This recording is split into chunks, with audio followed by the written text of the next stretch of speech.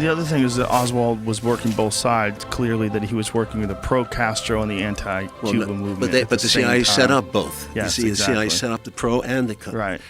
So it's very clear that they were well aware of him. Dip him in the Cuban poison, Mm-hmm. sheep dip him, just make him look like a commie who loves Castro. That was the intention, I believe. I believe that the CIA was so upset about these two near invasions of Cuba that this was a chance, by killing Kennedy, to get the United States to move against Castro. And this is where Johnson is not, you can't blame Johnson, because he felt that there was this pressure right away, and he said to the Warren Commission guys, he says, look, there's a lot of pressure to point the finger at Russia and China, and Russia and Cuba.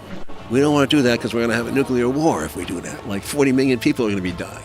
That's what he told Warren. Warren went white. In those days it was very serious. 40 million people, my God. He had all the weight of the country on his shoulders, and that's why he accepted this lousy job as the chief commissioner.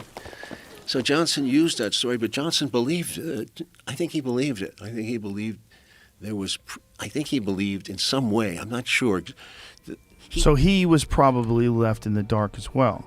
I do believe so. I think he's definitely involved in the cover-up because he doesn't want to have a war. Right. But he changes the whole policy of Kennedy right away. We have that declassified call between him and Robert McNamara.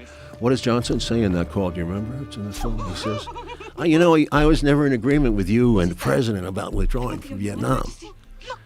I thought you were wrong. He says that proudly. Yeah. Because he's going in. Right. Why he wants to go into Vietnam and not Cuba, is another issue. But think about that. Just think about the implications of that. Why he wants to go into Vietnam and not Cuba, is another issue.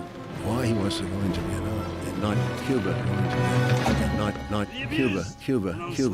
But think about that. Just think about the implications of that.